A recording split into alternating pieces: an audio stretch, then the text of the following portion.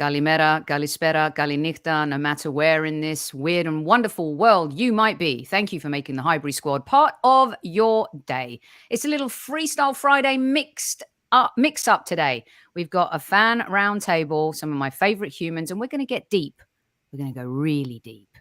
Let's rock and roll.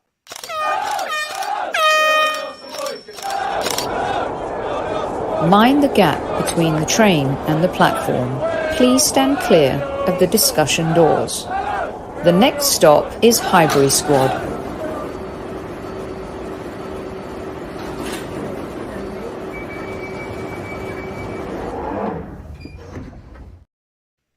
Matty K, I was deciding which hat to wear, and I went with the Union Jack, which I'm sure as a British male you will appreciate very, very much.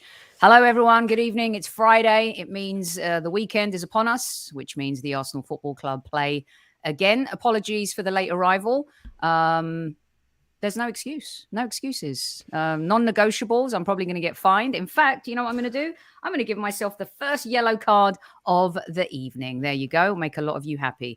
Some of you will be watching football tonight, and most of you will be listening on replay. Thank you for joining us, and to everyone on our audio platforms as well. Thank you. I promise to keep them updated as much as possible. Here we go. It's the Arsenal fan round table. We've got a lot of subjects on deck for this evening. We're going to get a little deeper. It's going to be a lovely conversation. Everyone's got their tea or their beer ready. All right, ready to rock and roll. And how rude of us when Kevin isn't here. Squaddies! Good evening. You need an awkward long pause. At ease, everyone. Exactly. At ease.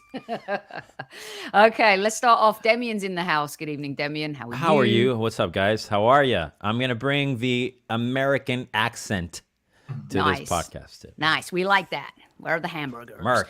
There we got Marky Mark. I tell you, if there's a sucker for swag in the Arsenal universe, it is this geezer. Mark? I know. How are we doing, guys? I'm on top of the world, top of the league. Happy as Larry.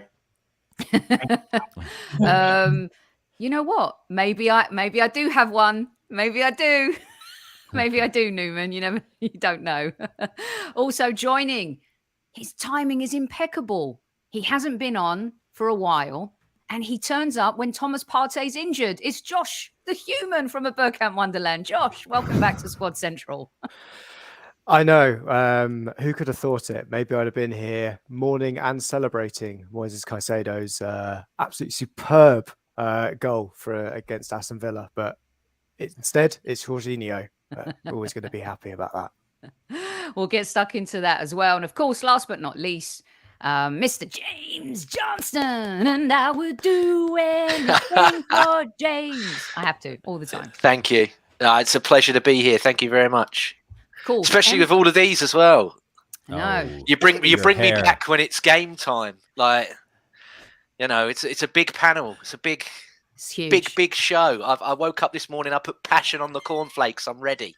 Let's go. Amazing. Okay, so MK isn't with us just yet. She should be here shortly.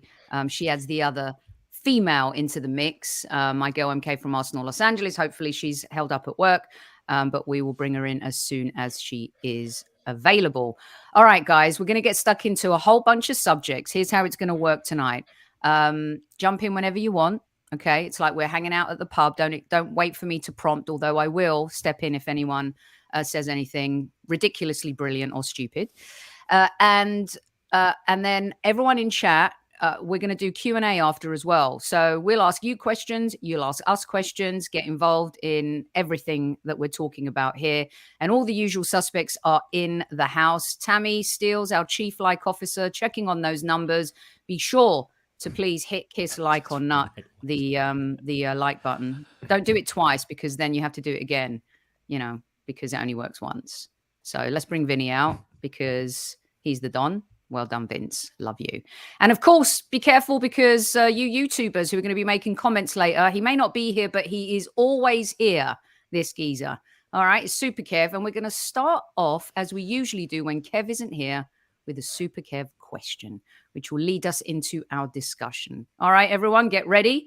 Here is the man himself, Mr. Super Kevin Campbell. Hi.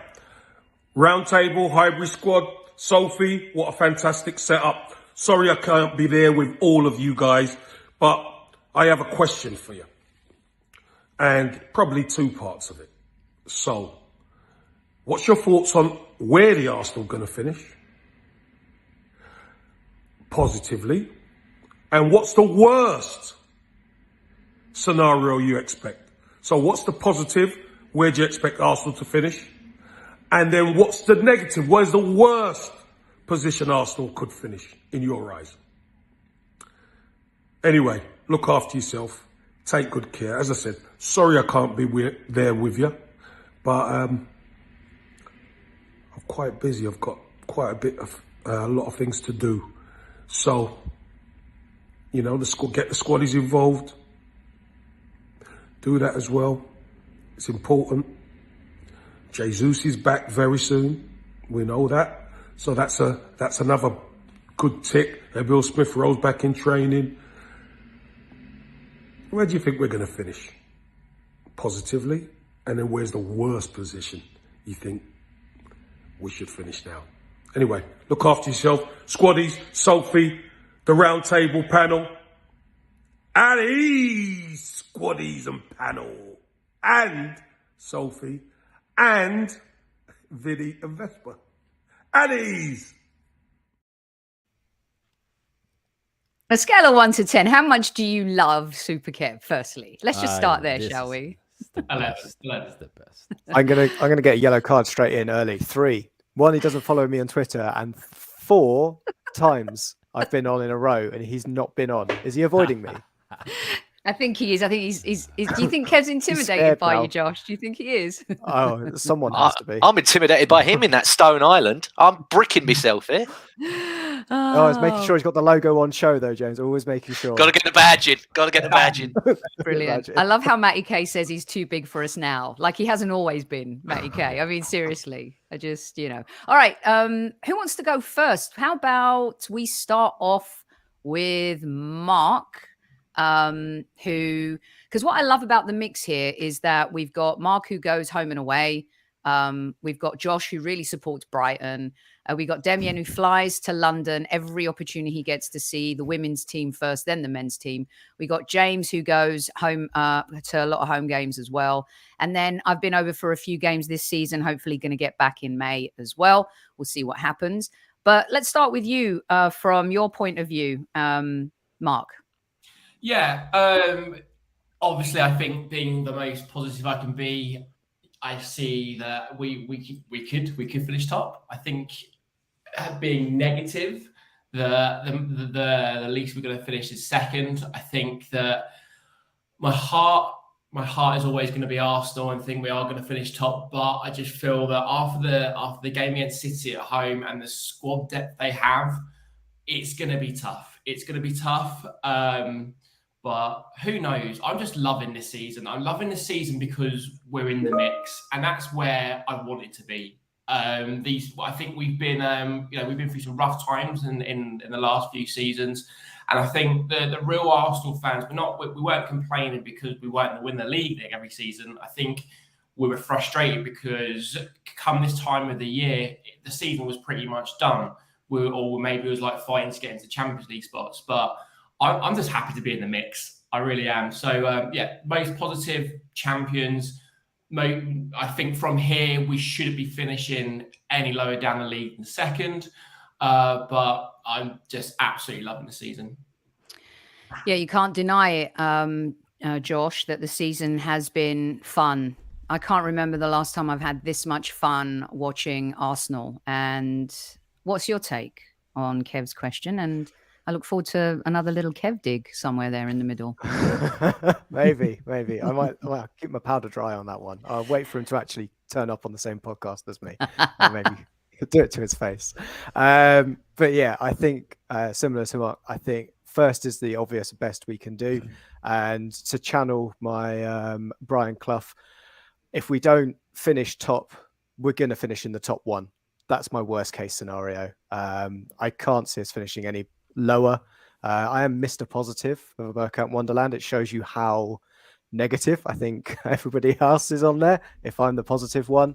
But look, it was all doom and gloom at Villa or going into Villa, we were 2-1 down, suddenly turning it round to 4-2 and going, oh, well, City aren't going to get, Forest aren't going to do anything there, are they? Bam, 1-1. Did he freeze in time?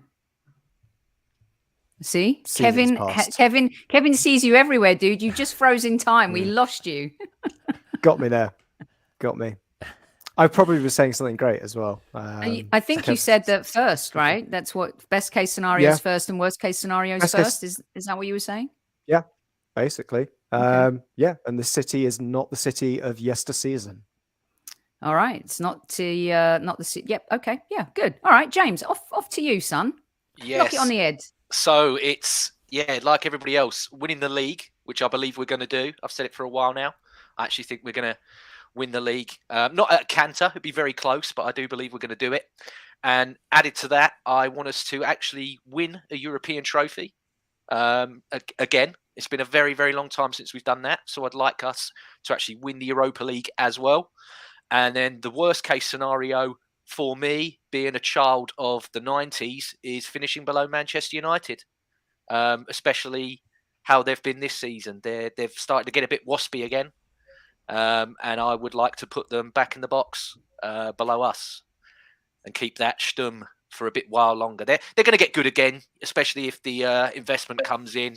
But for now, I'd still like us to be better than them for now, for this season. I'd like another season where I can laugh at them at least. Same with the Liverpool fans as well. There's too many of them that have all of a sudden come out of nowhere. I haven't seen them for weeks, and yet all they do is moan about Arsenal fans having a go at them. And it's like, well, when the majority of your timeline is digs at Arsenal, you're sort of going to have Arsenal fans dig at you when you make a complete fool of yourself online. So, is what it is. But yeah, worst case scenario is obviously finishing at not even in the top 4, but just below Manchester United for me. And best is doing the double. Yeah, I like that. I like James's scenario. Demian, will swing over to you. One of the things that really annoys me right now, actually, is the bravado Manchester United fans have gotten again. And I would love for them to be humbled by Newcastle in their first cup final. Funny too, isn't it? How Liverpool were going for the quadruple last season, and now the talk has started of United going for the quadruple. The media love them. I mean, it's just it makes me want to vomit. Demian, what is your answer to Super Kev's question? I'm going to go with basically what everybody's saying, but what James said, not only because he has incredible hair, but I will add to the worst case scenario if Man United win the title. Like, that would be catastrophic for my heart. So I do agree with everybody. I do think that we can win it. I'm hopeful, and I'm actually confident. This is the first year since the Invincibles where if we're losing, I'm convinced that we're going to get something out of the game. Every single match, which hasn't happened for a long, long, long time. So obviously, like you, I share the confidence and the joy and the exhilaration of watching the team now more than ever, more in the previous years. And I do feel like we can win, not just wishful thinking. I think we have the data to prove that we're winning matches when they matter. And a lot of people are just catastrophizing a couple of losses here and there. Catastrophizing? Is that oh gosh, I went supersonic there in my throat. Is that a you're word? The English. You guys are the English speakers. I mean, you made the damn language. What I'm We're gonna make it. We're gonna make it a word. I love that. Josh the human over there can look in his dictionary right now and let us know if catastrophizing is actually a real word. No, I love it. Listen, I've been putting up everyone's comments in chat, and it's general, first, of course, I think is the obvious answer. But I think it would be disastrous if we finished 4th. I really do. And look, the goal was to get into the Champions League. Last year, I supported the team when we finished 5th. I didn't go off the rails or off the deep end like I had the previous season because the goal was to get back into Europe. We had to get back into Europe to be able to dangle a carrot in the transfer market somehow, right? Getting Champions League football, guaranteeing that now we can go into the transfer market in the summer and, get even bigger players than we have done. Some would argue, well, why couldn't we sign Mudryk and Caicedo? And, we all know why we weren't able to secure those players. I think it would be a disappointment to not win the league at this point when we've led for most of the season, barring 1 week. And I think the evolution of Arsenal has to be to start winning things. We can't keep patting each other on the back and being nice and enabling the team. Sports is about winning. We want to see our team win. Of course, we support them no matter what. But I'm with James here. Like, if we can do a sneaky double somehow, I mean, that's massive. I'd like one, but if we could do a sneaky double, that would be monstrous. So worst case scenario for me is you finish fourth. You can't finish below Manchester United at this point in the season either, because you know why? I don't want to hear it from Gary Neville. I think I might go to Pluto if I have to hear him talk about how they overtook us at the end of the season and that he was right all along. But it is time to start winning. And hopefully, we can do that. Winning the Premier League, I said in October, if Mikel Arteta can pull this off, let me get you guys and everyone in chat to see if you still agree with me or not. And Mark, let's start with you. If Mikel Arteta pulls off winning the Premier League this season after Liverpool and Chelsea have spent, Manchester City, Liverpool in the past, Chelsea have spent what they have, Manchester United have spent what they have, and City signed Haaland, who everyone said they'd run away with it by at least 20 points. I put it up there for this generation. It will be their 89 and their invincibles. Mark, what do you say? Am I crazy? And should you send me to the asylum and lock away? No, lock me away and throw the key away. Absolutely not. We've massively overachieved. I would be disappointed if we didn't win the league, but I wouldn't be heartbroken, because this is what again, like I said in the previous point, that all I've ever wanted is to be in the mix and have something to play for at this stage of the season, to be 3 points clear with a game in hand. 2 points clear of a game in hand at this stage. Like, it's huge. It's huge. So yeah, it would be the new generation's 89 or invincibles, because with what we're up against in terms of the other team's resources, it's monumental. We shouldn't really be. We should be probably around like fifth in terms of resources. Considering what Chelsea are doing in terms of the money they've spent, what United have done with the money they spent. But we've massively overachieved, and you would bite your hand, like bite anyone's hand off for where we are where we are in the league at the moment. So yeah, would I be spitting feathers if we don't win the league this season? Absolutely not. I'll be disappointed, but this season's just been great. I've just loved every minute of it. Josh, what say you? I was going to say, I think it depends on how we don't win the league. Depends on how angry or annoyed I would be on that situation. If it's a case if we've got all guns blazing, or Manchester City have done something incredible to turn it around, then yeah, there's sometimes you've just got to applaud it. There are a couple of the Villa goals that you're just like, probably couldn't do too much about it. It was just a good move. And I think, again, exactly the same with the table. Just depends on how, if we lose the title or lose this position, how it occurs. And I think there will always be someone that says we're the only ones to blame right now. We're in a very good and strong position. And looking at our run as well, let's remember that Man United's run, I think they've had 7 weeks of kicking away blind men's sticks rather than actually playing competent football teams. We've got a lot easier run now coming into things to really hammer home that advantage and that game in hand that we've got. That game in hand is everything. I hope it's the Everton loss, James, isn't going to, like at the end of last season, Southampton, Brighton, Crystal Palace, Newcastle, and then, of course, Tottenham putting the icing on the, catastrophe cake. I hope that, we're done with that. Like, the Everton was the blip, the draw against Brentford, the bad performances, the comeback is like the kickstart to the final act of the season. Well, what do you think if we pull this off? How do you quantify it? I think it's the same as what everybody said before. If you look at it, if we do it the way that we all believe we're going to, it's probably going to be our record points tally ever in the Premier League. We'll get something near enough like 90 odd points. That in itself, considering what you said, Mark, in terms of financially where we are, and we all know we can go bigger, but we don't. So we take into account that obviously, yes, if we really wanted to, we could throw that money, but we have a sensible, management plan in there that go, no, we're not going to pay an over exuberant amount of money on a player there.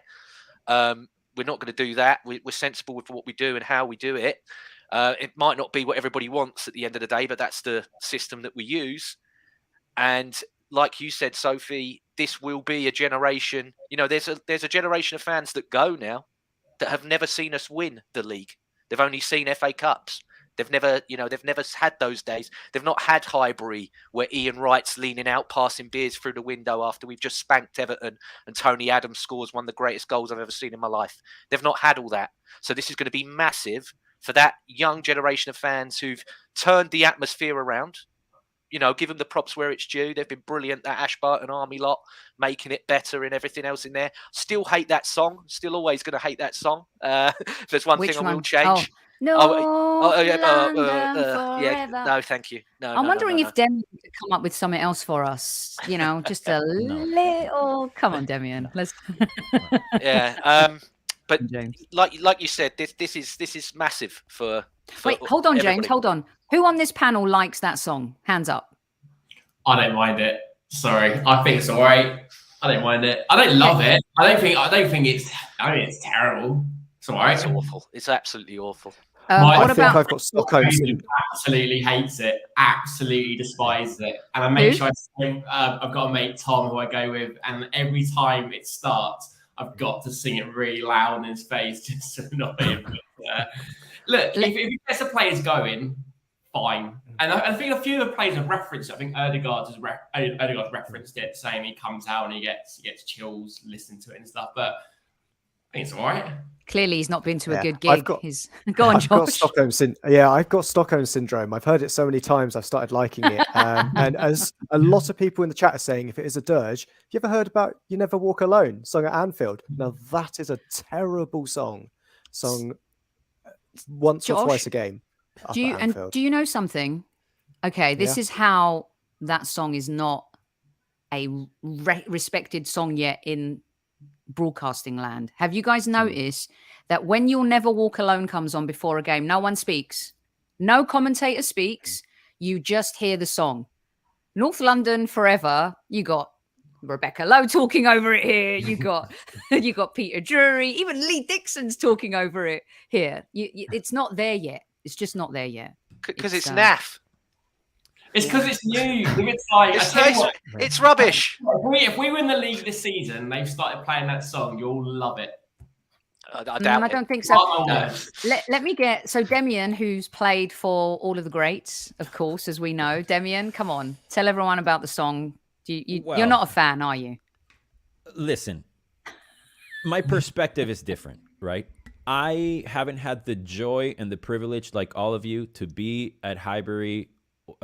Or at Highbury or at the Emirates listening to this song, right? How I would give so much of what I own to be able to hear that song or Barbie Girl or whatever song you want being sang at the Emirates, right? So I love that that he has Stockholm syndrome. Like, I love this for you, right? I'm also from Caracas, Venezuela. I have no affinity to North London other than what has been instilled and I have acquired and I have desperately tried to relate to and have part of my DNA, which is not. So I don't think it's right for me to say or not if it's a good song about North London or not. I respect it very much, but I do think that it feels a little manufactured to me, like trying to artificially come up with this spirit thing. It was, Bergkamp always said, you don't choose your club chooses you. That's what I felt with Arsenal to begin with. So this song, like, to put into the club instead of the club having a song. Yes. I'm not too fond of that idea. But again, if that guy calls me to record the next song that's going to be played, I would gladly. Hopefully, we'll have James's brother playing guitar. So, I guess every song's got to have its genesis, though, right? For when I'd rather listen to Genesis. Yeah. Well, Yeah. No, but it's like, I mean, I know my perspective is different, you know, and going back to your previous point about would it be a disappointment or not, you know, I view things slightly differently, and I do want the younger generation to know what it's like to win a trophy. These people that have grown up making podcasts and streaming and doing all these shows and being so much more educated about the club because they have everything at their disposal. Every game, every former match they can watch, any, you know, stat, anything they can find online. Whereas us, we had to dig through whatever. I want them to win. I want them to enjoy something. So that's why I don't think finishing fourth is a disappointment. There are other things going on that are way worse. And at the end of the day, if we just want to make the Champions League, it doesn't matter if you're second, third, or fourth. Nobody remembers. I have no recollection whatsoever of how we made Champions League last time and where we finished. Like, honestly, I don't remember. But that's me. I have other stuff exactly, going on because we didn't win anything. You remember when you win. Sure. Who remembers a lot of the 20 years of Wenger, like qualifying for the Champions League? We remember the 4 FA Cups. Sure. We remember the Invincibles, remember the doubles, we remember winning. But there's a difference, in my view, and how I'm built, of what is a disappointing or what is a failure. Like, for me as the fan, I wanted the club to make the Champions League this year. So I'm already set up for happiness and success, and being, you know, winning the league would be incredible and would be massive. Yes, of course. But not winning it wouldn't be, you know, like Mark said, the end of the world. I wouldn't be like heartbroken, like, oh my God, we had this. And also, just to throw this in the mix, it's not like we haven't spent millions upon millions upon millions upon millions of dollars. We're not a poor club. We're among the richest clubs in the richest sporting industry on the planet. So sometimes I think people forget that, like, we talk about ourselves sometimes as if we're Brighton or Reading or, you know, Watford or something. We're not. We're a gargantuan team with a massive pocket. We've chosen not to spend. I understand, and it doesn't take away from the success. But, you know, I'm more impressed by Leicester winning the league, and I will be way more impressed by Leicester winning the league than if we win it this year, personally. That's just me. Oh, okay. Well, look, and also that was what a politician's answer in terms of answering the question about the song, and then he twists it. I love it. It was very, very clever, very clever. But I don't agree with you about being more impressed. Well, actually, impressed with Leicester. Yes, I think that's here. That's up on the improbable miracle. Do you believe in miracles thing? Whereas with Arsenal, I think it's a club that was once great, being great again, right. Which I think are two different categories. A lot of love going out for Genesis and Phil Collins. I must let my friend Lucy know. That's her uncle. Luce, if you're listening tonight, a lot of love for your uncle here, Uncle Phil. Hope you're enjoying it. Good job you guys didn't say anything shitty, all right, about Phil, because, you know, old Luce likes to listen to the show. I prefer Peter Gabriel, but you know, Phil Collins is fine. Hey, one of my favourite songs of all time, In Your Eyes, Peter Gabriel. Of course, from the great movie Say Anything, which some of you may be too young to even know what that movie is. All right, let's talk about the dynamic duo at the top of the Arsenal tree, who have been masterminding a lot of what is happening at our club together. Let's take the loser mentality comment off, because they definitely do not have a loser mentality. And that is not Demian, by the way. It is Edu and Mikel. And I would love to get the panel's take and your take, everyone, on the job that they have done so far. But more importantly, what I don't understand is some of this Edu out nonsense that ensued after the January transfer window. I love this picture of the two of them because I think it totally captures their football brains, and clearly they get along. They're doing a great job. And I think that, you know, what we're seeing at the club from a culture point of view, from how Mikel has been able to turn it around with Edu and the players, I still underline, as Kev says all the time, it's the players, Soph. So the players deserve a lot of the credit as well. Josh, I'm going to start with you on Mikel. It seems to be a young manager's universe right now. We're seeing Chelsea Football Club say we want to follow the Arsenal model. Who knew that would happen in our lifetime? We're seeing Manchester United believe in Ten Hag and say, you know, Arsenal the blueprint. what is going on in this universe, and what is your take on Mikel and Edu, and particularly the Edu outers? Well, to the Edu outers, I would say trust the process, because I know it will get right under their skin. But I think that is personally, and what I have always said is trust the process. We stripped the mercenaries out from the squad, but remember, we also stripped the mercenaries out from the back room as well. Remember, we fired the guy who was in Edu's position beforehand because of the dodgy dealings he was making, and some of the players that came in under his tenure. That I think once the Cronkies got hold of the club proper, they realized they needed to clear the house down, or clear the house out. And I think especially, I think we're talking about Edu and Arteta, but there's also another Arsenal fan that's coming in, Tim Lewis. And I think the work that he's done, actually going through and looking at what the club was doing, I think it's a whole team rather than just this dynamic duo. It's him, it's Vinay as well. There is this big group at board level that we have been crying out for so long. And I know people always have their favourites of which are ex-Arsenal players they'd like to see on the board. And we all do. I don't think Edu was top of many people's choices. You have, Henri, Bergkamp, Vieira, David O'Leary, depending on generations. You'd find many different ex-players you want to see involved. Just enjoy it. We've got ex-players or fans of the club. Trust me, if you've worked at a workplace longer than 10 years, you're a fan of that workplace. So Vinay, I think, is as much as an important a player as if he was, crossing the white line every week. He's been here for so many years. Again, he's going to love the club. I think that's what we've got. We have got a happy home at the board level, and that has just come through the rest of the squad. And that's where you can see that the club up and down is happy. And look at what's going on in Man United. They're trying to sort out the front of house. The back of house is still a mess. Liverpool, their back of house is still a mess. They're currently winding down from saying, oh yeah, the club was never for sale. We just said, but Josh, they've won, right? They can get away with those things because they've won titles. They've won the Champions League. They've won the Premier League. All right, Manchester United haven't won a trophy in quite a while, but even in their dog times, they won the Europa League and they won the League Cup with Mourinho. They won the FA Cup with Van Gaal. They're in 4. They're going for 4 this season. We've won an FA Cup, right, with Arteta. Some people would still look at that. I still look at that as he inherited half of Emery's team and went on to win the FA Cup, but he still had to win the FA Cup, right? We need to answer all of these things, I think, on behalf of some Arsenal fans with regards to what you're saying. They get more grace than we do because of where we've been. Whether that's right or wrong, I don't know. I think the other thing is these guys can't prove themselves week in, week out like players can on the field.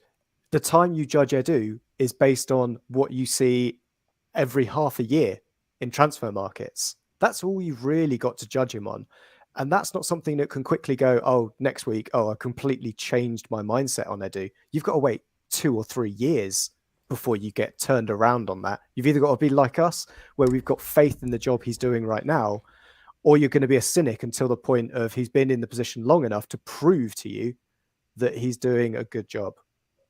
Now, I don't think there's anything we can do to turn around the Edu out until he just continually does the good job that he is doing. All right, James, what's your take? Yeah, do you know what? I agree as well. I think that if we were in positions before where we had never made these approaches for players, then I would be complaining. But you had one there where it's come out this week where the guy from Shakhtar Donetsk has gone, the only reason he didn't go to Arsenal is because he wanted more money for himself. And then you had Caicedo, who Josh probably knows better than me. They went, we're not selling him regardless of how much you spend. So when you've got 2 deals there that are never going to happen, why are you so angry about it in the first place? Why is it, he must go, Edu, when it was never on the cards? With that information, it's never on the cards anyway. So we looked elsewhere. We got one that I'm still massively questionable about because I saw, even though he got a brilliant goal where it hit the top of the crossbar and smacked that idiot in the head and went in, Still very questionable about his mobility in terms of what he can do with Granit Xhaka. There was gaps in that midfield during that game. Oh my goodness. You know, there was that time in the second half, John McGinn ran straight through him like a knife through hot butter. But we've pivoted. We've gone to different targets. One of them, Trossard, brilliant player. Wanted him for many a time, many a season. So I'm well happy with that. The centre-back, haven't even seen him play yet, so can't judge him. And Jorginho, when he produces what he produced at the weekend, if he can keep doing that, and again, his mobility doesn't get exposed like I worry and think it will, why complain? Why have a problem? I'd say quickly as well, James, Caicedo doesn't win you a league bringing him in January. Jorginho does. That's the end. Tell them, Josh. Tell them, because you watch Brighton a lot. I watch Caicedo every week. We put it that way, and sometimes I bump into him in the gym. So that was a very odd thing. I told him Chelsea was shit, and that was enough that I think I could get close enough to do. But he's a young player who he's he's done it again. He's done it again. Sorry, I've gone Josh again, the haven't I? human has done it again. Do you know Danny would not stand for any of this, would he? In fact, on Super behalf Kevin, of get off Danny, my I'm going to internet. give you a second yellow of the evening goes to Josh. And while I'm at it, a yellow That's goes harsh. to Newman. I'm not even sure Newman's an Arsenal fan anymore. Careful, Newman, in that chat box. All right. Carry on, Josh. Carry on. Sorry. I'm blaming Kev again for it because I can, and he's not here to defend himself at the moment. But yeah, Caicedo, he is a great player. The money that was being offered for him, I think he is worth that at some point, because he could be the key midfielder for 5 to 8 years for us midfield, maybe even longer, maybe 10 years. But is he going to come straight into the squad and immediately, within 1 or 2 games, adapt to that philosophy that Arteta's got? For me, no. He's not going to be that player. People are going to start looking at his game more closely. You know how much Granit Xhaka loves a yellow card. I would say watch some of Caicedo's tackles that currently, because he plays for Brighton, he's getting away with. He loves a slide tackle, and they are inch perfect. But you know, in an Arsenal shirt, that's a foul, or that's a yellow card. That's the difference, I think, with Caicedo. Bring in a guy who is 31, 32, not exactly the same profile as Thomas Partey, but he's got that experience in anchoring a midfield in a Champions League final against currently our greatest rivals in the league. So he knows how to do it on the big stage, and he can help, especially in that all-important position in the spine, helping dictate the play. And yeah, he might not be perfect, but that's why we're meant to have Thomas Partey in the squad. He's not meant to be there as the first team starting anchor in midfield. He's there to cover for the guy while he's out injured. Sophie, you're on mute. Sorry, I had to go. The front door, there's a storm here in California. It's insane. Demian will back me up. And it just literally just opened the front door. That's how crazy the wind is. If my internet goes down, you guys will just host the rest of the show. Okay. So we'll just give everyone a heads up. Can I just come in quick as well? I just want to say, to caveat the points that we're all making, we've got to, though, in the future, spend money and spend money big. Because at the moment, I still feel that we're slightly frightened by stuff that's happened in the past. And I don't want to jump the gun on a young lad that you said you wanted to talk about tonight. So if you want me to stop, rein me in now. Yeah, no, stop, because I'm going to get to him. Because for all the money you spend, okay, you unearth, that's a generational thing, and we're going to get into that. And I don't think you have to spend 100 million just to prove to Arsenal fans that you've spent 100 million, Mark. I think if you're spending 100 million on Declan Rice, that's a good investment, right? And there are some people that at first I just didn't see the fuss over Declan Rice. I'm going to be honest with you. But when you study his game and you see him play, he's definitely the type of player that's worth this. I don't think he's worth 100 million, but the UK market will dictate us having to pay 100 million. I think he's a 70 million pound player. You know, if he's 100 million, my goodness, how much is Bukayo Saka worth? 200 million, right? So let's move the conversation along here into that, because we're talking about Edu, Arteta. I've said and agree, Mark, Bellingham. If you're going to spend and no, it's not Bellingham actually, but we'll get to that. If you're going to, if Edu and Arteta are being asked to do all these things, for me and a lot of our listeners, the most important signings they wanted us to make was Saliba, Martinelli, and Bukayo Saka. And the big news yesterday, of course, that was my son is going to sign a new contract for the Arsenal. And the reason I've put this up, this GQ piece that he did a few months ago, is not only is he one of the most talented young footballers in the world, I would say one of the most talented footballers in the world, but he's crossed over now. Bukayo is loved by opposing fans. Bukayo is loved by rival fans. Bukayo is one of those players that comes around once in a lifetime. And signing him for me was so important. And he's broken down walls and he's broken down so many, stereotypes and all sorts of things just by being himself. He hasn't even tried to be anything but himself. And his joy is just joyous.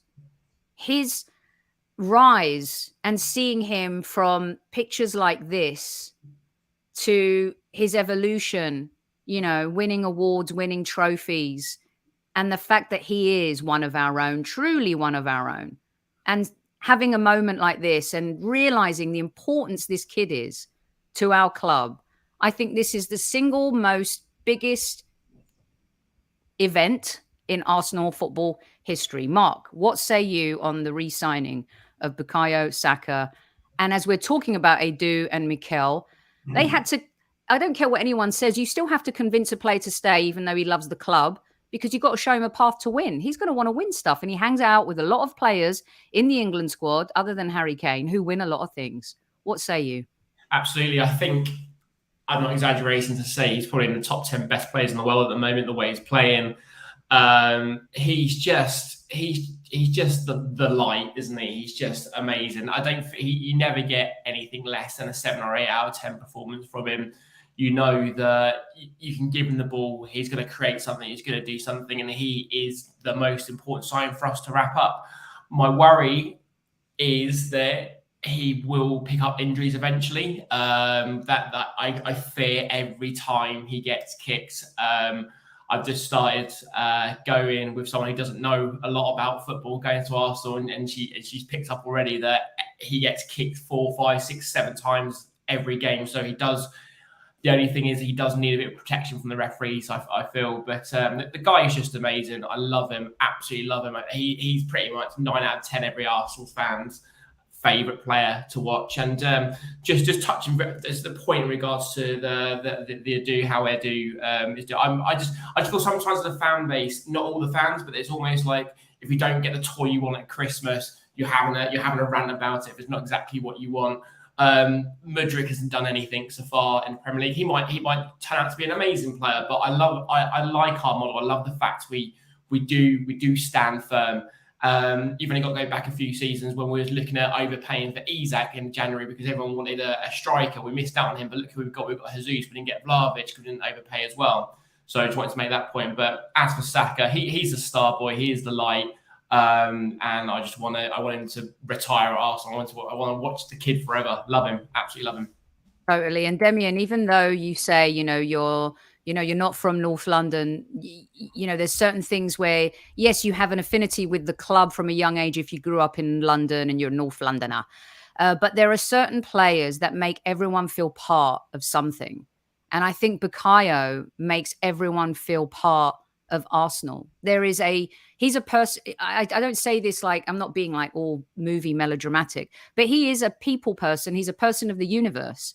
He just is a very special human, firstly, and he's evolved into, I think, a world-class footballer after the World Cup.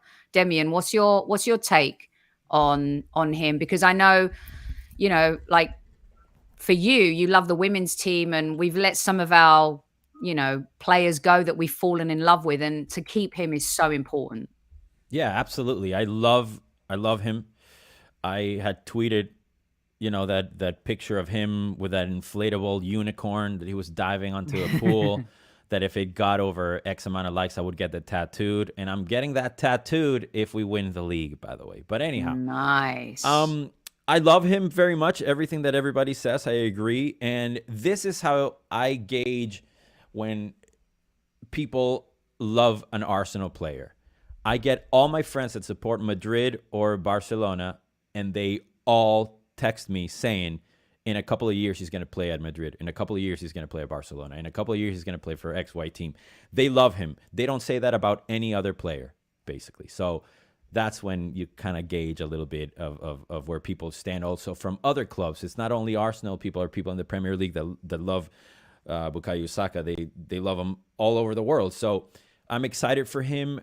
A few weeks ago, I had mentioned that one of the things that I would have liked to see more from him was more of an edge, him getting angrier. He just looks way too happy. He did that last week. He did. Yeah. That was the first time I really saw him really get amped and really get angry. And I think we need way more of that. And it's like I think Emil Smith Rowe has more of that than Saka or than Nketiah. So I definitely would like to see them more. Maybe they have to work out more in the gym and get a little more, get angrier and get fed up with those kicks. Our friends from the Arsenal Opinion had a stat the other day about him being among the most fouled, or if not the most foul player, with the least amount of, either fouls called or yellow cards against the player that tackled him. So he's definitely a target, an absolute target, and we've needed one of those for a long time. But obviously it sucks for him if he gets kicked every day. But, Mark said something interesting about the injuries. Like, I like to think about, that's my word with every player, right? But I like to think that he can be like a Ronaldo as far as staying fit. God knows way too much, like I wish he would have been injured for a few of those matches against Arsenal and other teams that, but I love the guy, and it's huge news, amazing news. Extremely happy. And to a point really quickly about Edu and Arteta. I was very fortunate to meet Edu in 2010. I was on tour in Brazil, and he was working with Corinthians, and I went to a training session, and I saw the Ronaldo and the Roberto Carlos train. But I was too shy to even speak to them. I couldn't utter a single word. And the person of contact knew that I loved Edu and that I was an Arsenal fan. And he heard that there was an Arsenal fan. And he asked me to go into this room to talk with him. And he gave me a little tour of the little trophy room of Corinthians, or massive room of Corinthians. And we started speaking. And when I tell you he wouldn't shut up about Arsenal or Bergkamp specifically, I'm telling you, like, I had to stop the conversation. Like, okay, I have to go. Like, we got to leave. I'm sorry. He loves this club more than anybody that I have in person met and heard him speak about. So even if he's just the chef or he's whatever, we need him at the club. This guy loves Arsenal. And I'm a champion of him, and I want him to be around. Of course, if he's good at his job. I think it's easy for a lot of people that have played football or have been watching football for so long to make comments about tactics, to make comments about, he should have finished this, or the quality of a player, and so on and so forth. But within that pool of people, there's such a minuscule percentage that actually know about finances and actually know about clubs, how they're run. And a lot of people talk with so much property and so much like, we should have done this and we should have, it's really not that simple. And maybe this Saka deal was done a year ago and we have no clue. 6 months ago and we don't know. And it could be a PR situation that we needed that injection at this time to rally the troops. Same with Martinelli. That's what happens. It happens in music. It happens everywhere. So I just love Arsenal at the moment more than ever. I mean, I am just so stoked at where we are right now, in every which way. Yeah, no, it's true. I mean, they do. People think that when we lose and a new like Mark shirt comes out, that we just did that because we lost. The world doesn't work that way, people. You just don't create swag overnight and get it shipped in from skinit.com to sell to everybody. Do you know what I mean? James, on Saka a little bit, do you have some stuff for me to share with the squaddies? What do you have? I will try and do this as quickly as I possibly can. Don't worry. Stay tuned, everyone, because I'm giving another coin away. And also we're going to talk about Leicester, and I want everyone's starting 11 against Leicester. So we definitely have a few more 20 minutes here. We'll keep rolling. because there's a couple of other things I want to make sure that I get everyone's opinion on. So don't go away. Cool. It's Friday night. Get cozy. And unless anyone has any prior engagements, please stay with us. Right. Now you've warned them, I won't rush. So, so at the moment, BUKAYO Saka is tied with, I'm probably going to butcher this name, so everybody, is it Musalaya? The Bayern Munich player?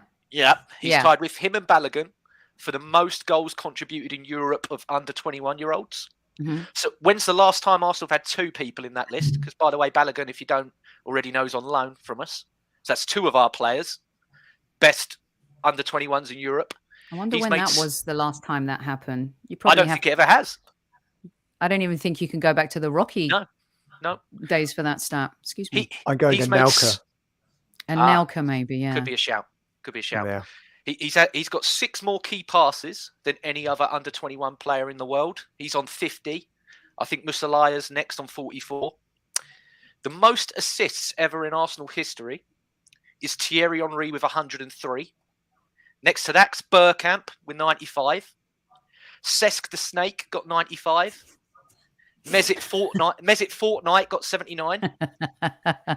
Saka has 37 already. He is 21 years old. Wow. He is on 37, right? This is the best player to come out of Arsenal's academy since Ashley Cole. Straight up. You can, people say you're Wilshire's and he's better. I'm sorry, he's better. He is, because as much as Wilshere had that game against Barcelona and he had his moments, I never had with Wilshere where he was winning games that was so important. This guy has took the team on his back for 3 years. Even though we were absolute dog, this guy was the shining light in the dog. That's what this guy was, right? And he's a kid. He's 21 years old. 21 years old. Now, his contract is rumoured to be 200 grand a week. Wow. People are going, that's ridiculous. How can you pay? No. Context is king.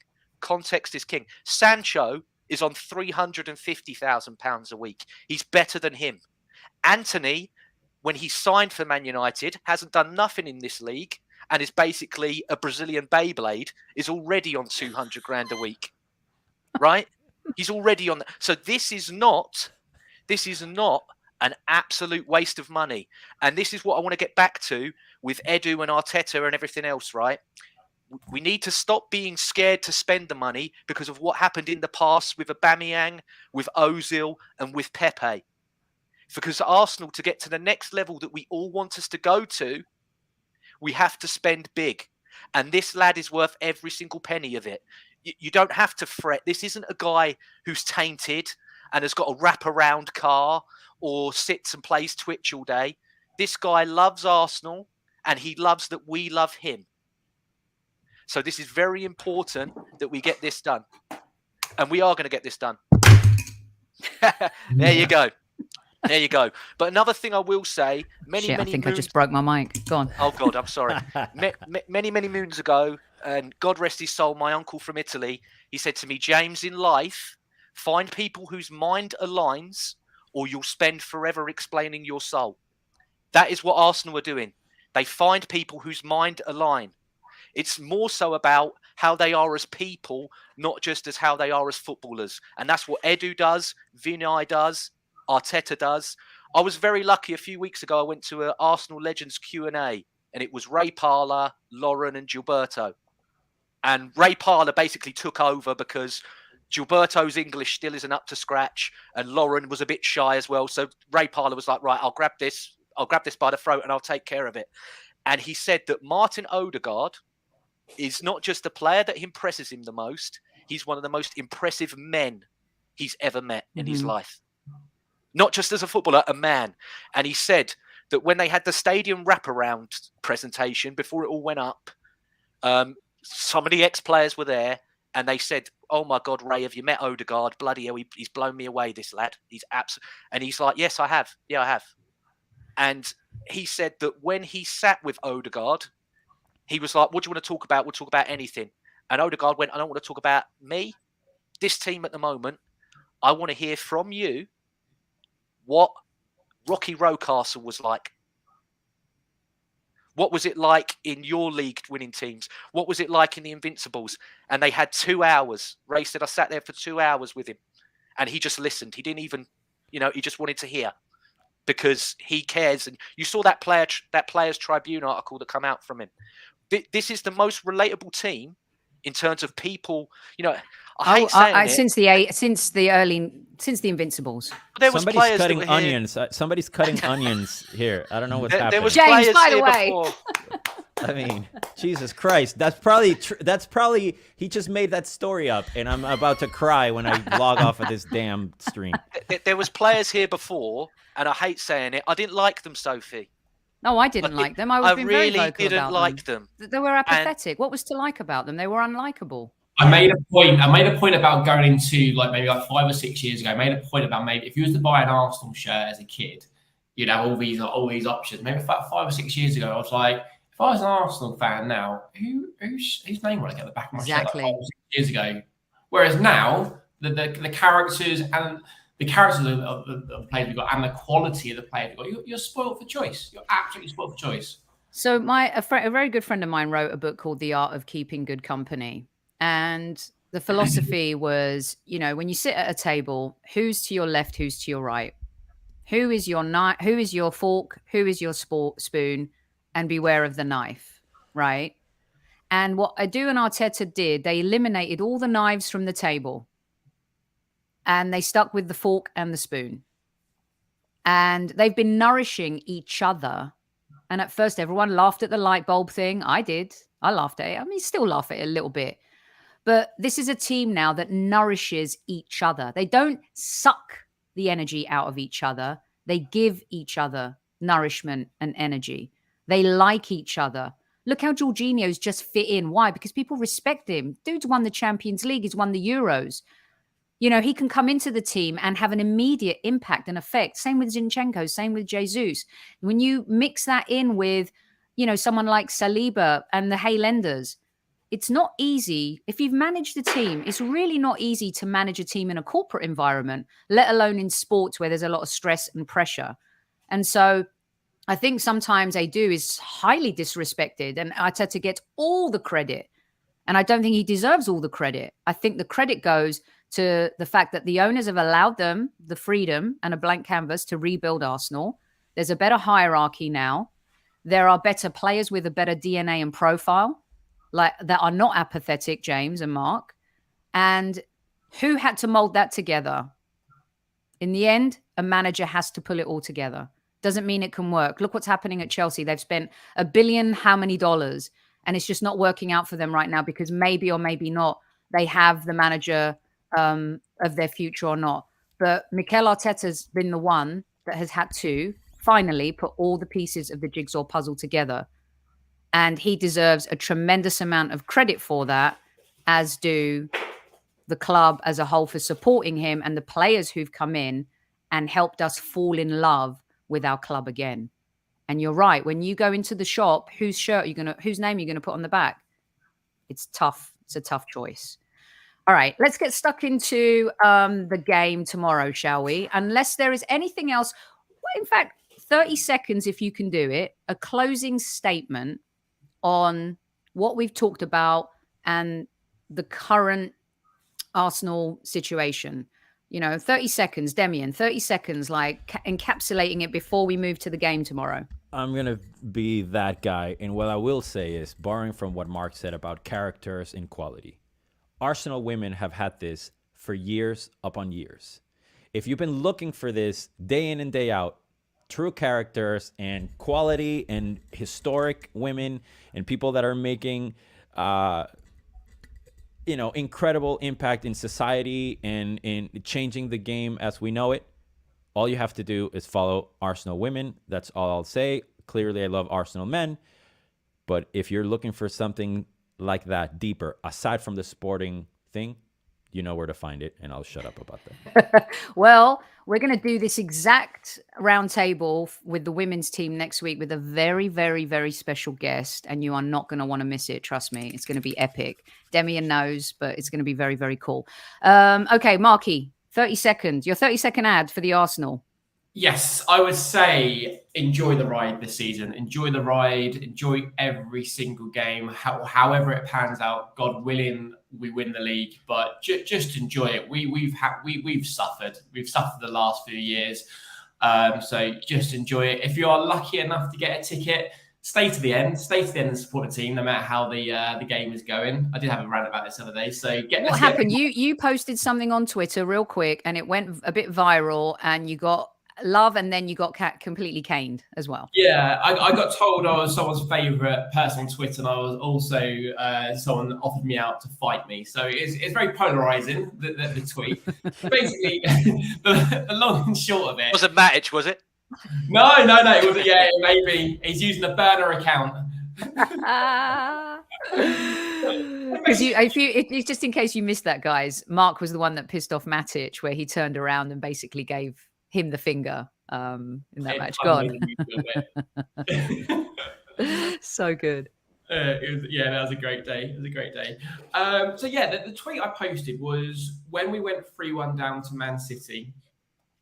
I was at the game, and strings of people were leaving, and we had a couple of chances. I couldn't see what was happening because people were leaving, and it really pissed me off because the way we played this season and where we are in the league, I didn't feel there was a need to stream out. The game was 7:30, which is a little bit earlier for a weeknight, so there were people coming at me saying, "Oh, I had this to do, I had that to do, the journey, etc., etc." I don't believe that if we were winning, people would have streamed out, or if we were drawing. So it has been this season. I don't know if you guys have found the same, but it has been almost impossible to try and get a ticket. I've been a silver member for many years, and I've missed out on home games this season because of unfortunately the Johnny-come-latelys who've not been around the last few seasons. There's a demand, but that's what happens with success. But anyway, they're trying to change that, though, aren't they? There's Darren Arsenal's really involved in that, and Axe and the AST and stuff, right? Absolutely. So my point being, that was a Category A game. You're paying almost £100 for your ticket. Get behind the boys. If they see everyone, in my opinion, if I'm playing and I see half the stadium empty out, it's going to demoralise me. And I just feel that the way, like I said, what they have given us this season, we could have maybe given them back. So it annoyed me, and I maybe could have articulated the tweet a little bit better. No, I think let us. I was annoyed. Yeah, look, chat guys and girls, let us know if you would leave a game early, or if you do leave a game early. And sometimes you have to because of life, but once you pay that kind of money, why not stay there until the end? I agree with Mark: win, lose, or draw. Josh, 30 seconds. Can you do it in 30 seconds? I'm going to come straight back to you, by the way, when we start off with Leicester. No, you can't. I'll go very quickly. I probably can't do it. How do I describe this season? And how do I don't think I need to sell Arsenal. I think BUKAYO Saka does that. We've just spoken about him. There's so many likable people that will bring you in to Arsenal at the moment. And yeah, I think just as Mark said, he's put it perfectly well. We're not about singing when you're winning. It was about so much more than that, and it is about supporting the team through thick and thin. And there are a lot of as you say, Johnny-go-latelys that wanted to try and get in for tickets at all levels right now. There's people who probably used to rent their season tickets that have gone, oh, hang on, I want my season ticket for this one, because stuff's going down. Something special is happening at the Arsenal, and we are back. Yeah. Well done. 30 seconds. Someone gave me their Man United ticket months and months ago for the game that I just went to a few weeks ago, and asked for it back. And so then I scrambled, as some of these guys know, like to desperately find a ticket, because then I left it too late to even try and get media accreditation or anything. And it was just like, I was dying. But eventually I did get in there, and it was one of the best games of the season to be at, no doubt about that. All right, let's talk about tomorrow's game.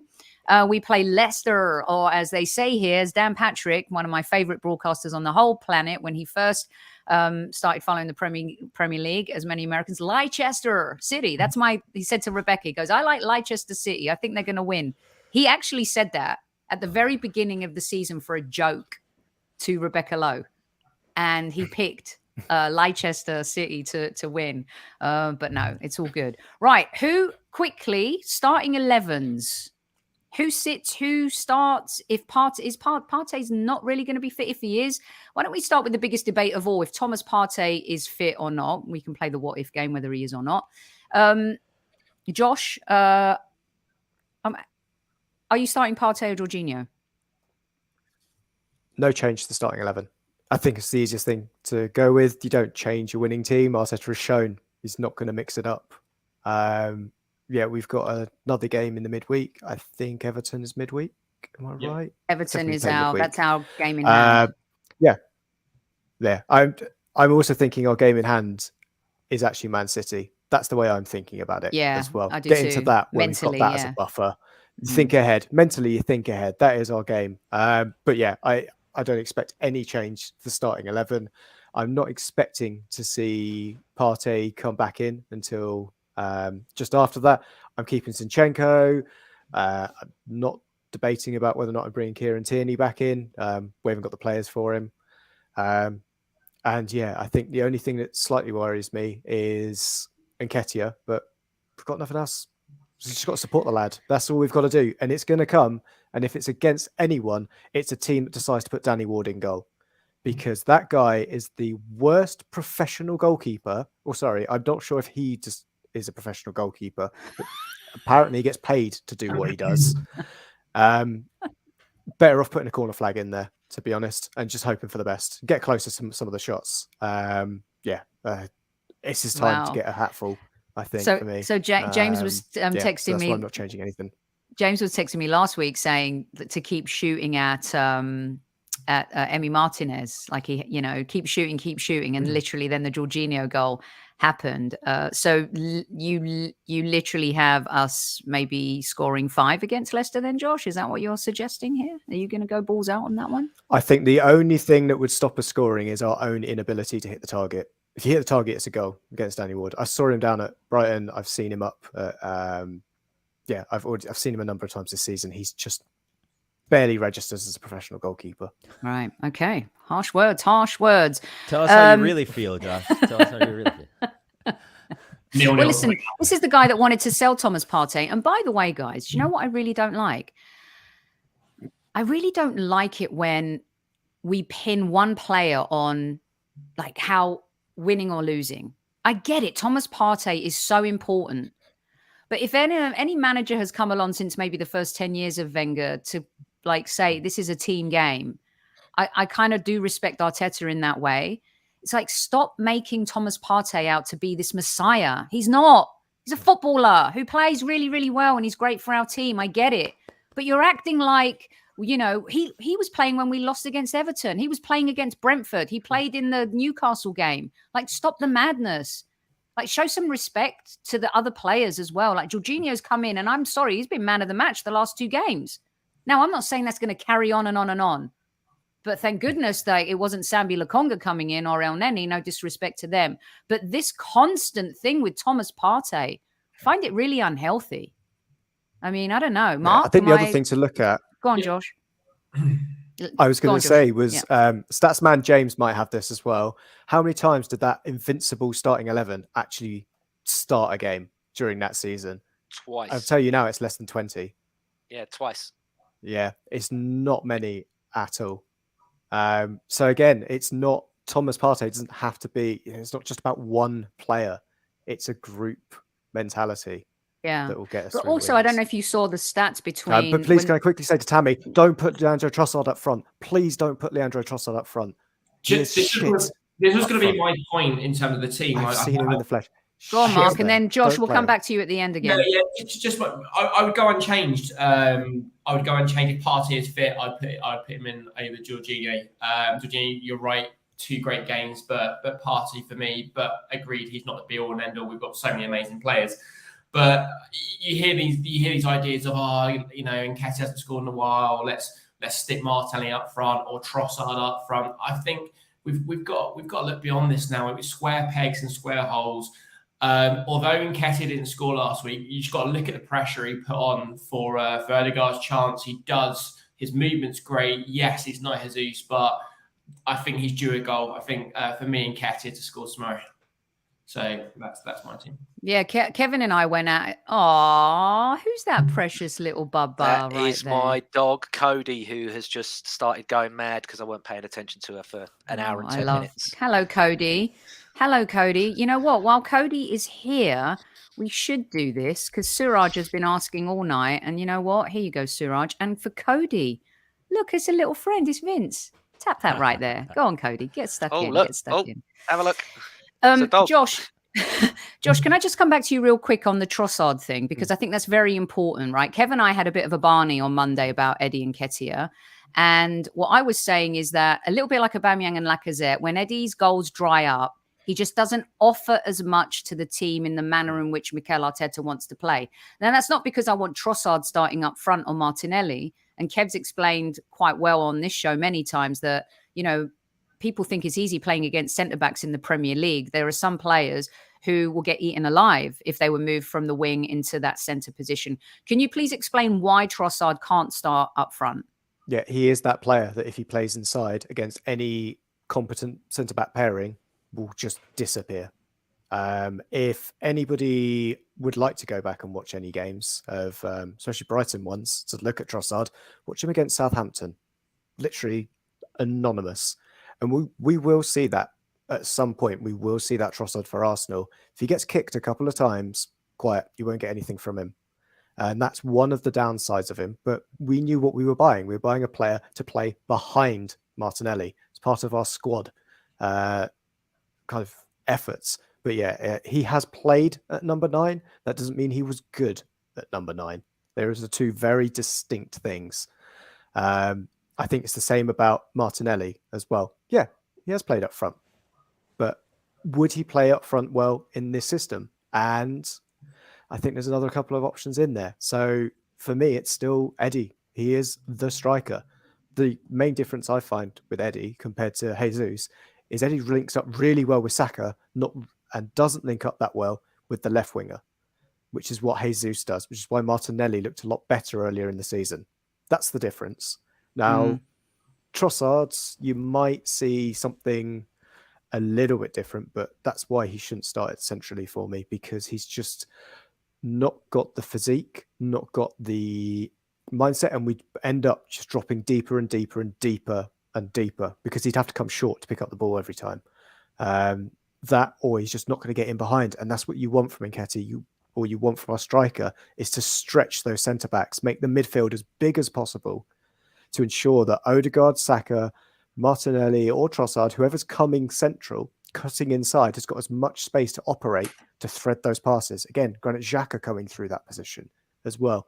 That's what Nketiah is there to do. Make sure the centre-backs are pinned as far back as possible to give as much space to our creative players in front of them.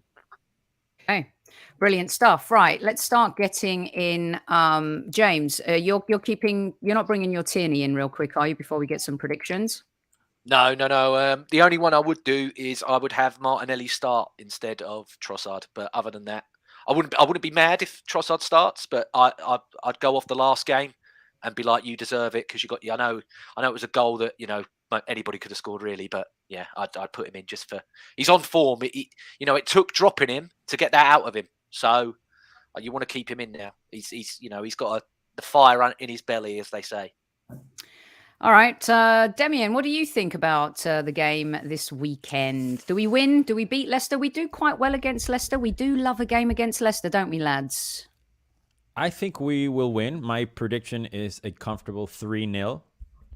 And I will say, I'm going to be a contrarian. I would start Martinelli up front. I would start Trossard on the left. And I would take Jorginho, even if Partey is fit, just to let him rest a little bit.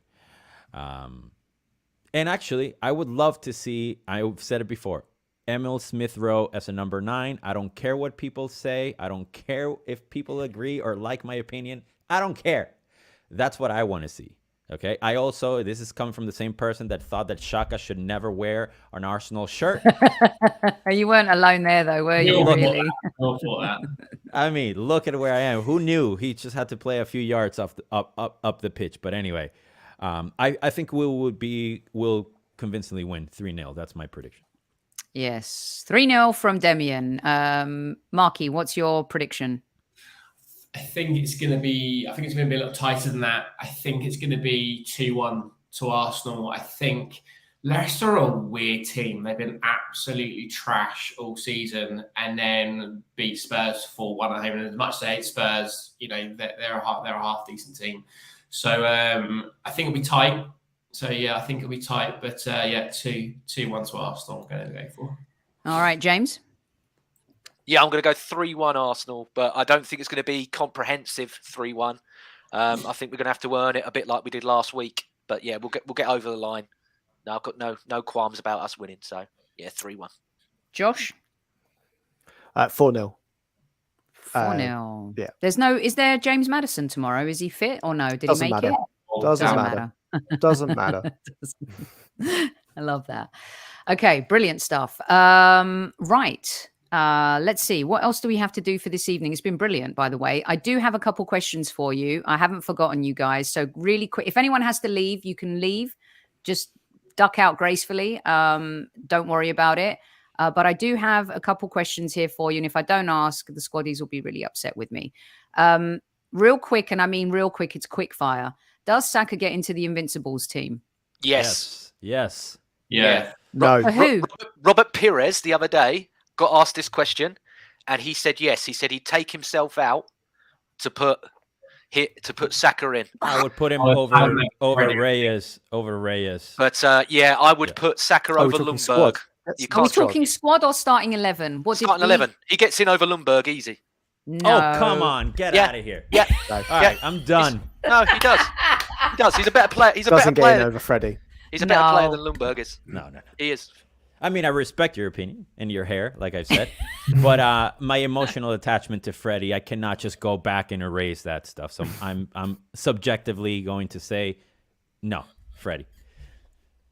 Okay, so we got a ton of yeses, by the way, in the squad. We've got no's, we've got yeses, and yeah, okay, so there's that one. Let's okay. Hey, Sophie and illustrious panel.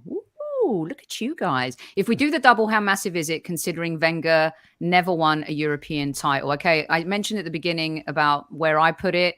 If we do the double, though, real quick fire, Marky. Oof. Yeah, I feel like, do you know what? I think I saw this question earlier on and I was going to throw it out to the panel. I'm glad you saw it because I think it's a bigger achievement because we never won anything in Europe under Arsene Wenger. I know this isn't the premier European competition, but I think it's huge. I think it'd be bigger than doing like the double in '98 or in 2002. So yeah, it would be bigger than that for me. Okay. Yeah. All right, so we can fit these in. Let's get another one here let's see. Tammy's come back to you, Josh. Josh, didn't Trossard score a hat-trick against Liverpool playing up front? No. He was playing up against Trent Alexander-Arnold, someone who, again, is barely a professional right back. Ouch. Ooh. Jesus Christ. Ruthless stuff. I don't know. Last time I looked, there's a mural of him and he won and was brilliant in the Champions League and he's won the Premier League. One quick taken corner and apparently he's the world's best right back. No, not for me. All right. There you go, Tammy. There is your ruthless answer from Josh. Okay. This one has to be for James. Why does one of our best players for years, Tierney, not start? Because Tierney does not invert like Zinchenko does, which Arteta wants. And unfortunately, Tierney is predictable. A bit like how... Always whips the ball in. He always whips the ball in. We don't have a centre forward to get on the end of it. That is the reason for it. I love him, like you, Lee, but... Okay. All right. Another one from Tammy real quick. She put this at the very beginning. Demian, real quick. You said, listen, Kevin wanted him out. I gave him the benefit of the doubt for a while, but then eventually after he got sent off against City, I'm like, okay, I've had enough of this geezer. He's got to go. Are we happy or unhappy Xhaka's getting a new contract? And in fact, real quick after Demian, I want yes or no's. I'm not the happiest person, but it works. And if we win the league, I'll shut up and I'll buy a Saka shirt. I mean, but I don't love the guy, you know, and I love him too. I don't know. I'm gonna be very political and say that's a great question, and I neither will confirm nor deny my feelings regarding Granit Xhaka at the football club. Okay, Marky, are you happy or not? Yeah, till we get someone else in. Yeah, fine. Happy to extend it. And at least if we do sell him eventually, might get a bit of money for him. Fine. James Johnson? It depends if it's the same as how El Neni's just got his new contract. So if it's a case of he accepts the fact that he's probably not going to be primarily a starter starting from next season because we're getting the new person in that's going to play there, or Vieira, or who I believe should be our left 8, which is Emile Smith-Rowe. That's the position I think he should be playing at. He should be like how Aaron Ramsey was in that year, where everything he touched went in the back of the net, arriving late into the box, bang, goal, bang, another goal, you know, shooting from range, everything else like that. That's the future for Smith-Rowe for me as a left 8. But yeah, if he accepts that and doesn't get a pay increase, like a ridiculous one, then I'm more than happy for Xhaka to be there because the manager loves him, players love him, and like someone else put in the chat, I've just missed it, he is being lined up to coach, just a bit like El Neni is as well. And you need people, you know, you need people like that in the changing room. I know he's probably not ideal for a lot of people in here, but in terms of those players, they like having him around. Yeah. Would you guys like a Bellingham and Rice future midfield? I'd have one of them, but not the other. I agree with Josh. Okay. Clearly, you don't want Declan Rice. No, I'd drive Bellingham from Dortmund tonight to get him in the Lamborghini, in Party's Lamborghini that doesn't have any wheels that you left in the garage. Maybe. I know. So long as it's electric, that's there's a beautiful vibe man at Real Madrid with lovely hair. He's in Guanbernabéu Bay. He's called Camavinga. Go by him. I love Camavinga. Love Camavinga. He reminds me of Seedorf, not for obvious hair reasons. Now stop. But the same way he played. Go on for another 2 hours if you go down the Seedorf rabbit hole here, because that's, you know, he's my favourite footballer of all time, Seedorf. Oh, I didn't know that. Player. Well, we'll geek out. Look. Yeah, we'll do a geek out. Nice. Okay, brilliant stuff from everyone this evening. Thank you so much for hanging out with us. Brilliant Q&A. Thanks to Super Kev for his question very early on in the show. If you want to join in the fun, please let us know what you think. YouTube comments. We're going to do a YouTube comment show with Super Kev next week. We have a very special women's show coming up next week as well. I guess I'll be back tomorrow post-game to wax lyrical, hopefully, about our Gunners beating Leicester City. And like always, we want to thank our good friends over at Zenith Coins. Do any one of you, Mark, you have a coin? Demian, you have a coin? I haven't got it. I don't have a coin. I very nearly thought I had a coin, but I was sat next to Mark. Oh, is that right? Yeah, it was the awkward Mark have a coin, and I always stuck my hand out, but other Mark got it. So I can't claim that, you know, some of these people on the panel, my favorite people. Demian, there was a few people because of the Royal Mail screw up have not received their coin. So I will talk to the guys at Zenith. I didn't realize you didn't get your coin yet. Everyone on the panel tonight gets an Arsenal coin and a Highbury Squad coin. Yes, thank you for your time. It's precious that you hang out with me and not your loved ones. And what I would like is for our squaddies to nominate who they would like to receive a coin from live chat tonight. Email me, thehighburysquad@gmail.com, thehighburysquad@gmail.com. Nominate someone that you think deserves a coin, and we will give more out next week. We're going to be giving more stuff out. Wait until you see the new coin. I can't say anything. But let me just tell you, major shit's happening. Thank you once again to you guys. Coins are on their way. Email me, thehighburysquad@gmail.com. Good luck to the Arsenal tomorrow night. And as Super Kev says, make sure that you tell your loved ones you love them. There's a lot going on in this universe right now. And what I love is that our Arsenal community comes together with love. And I tell you what, there's a lot of love and some darts on this show tonight. Just the way I like it. At ease, everyone. At ease.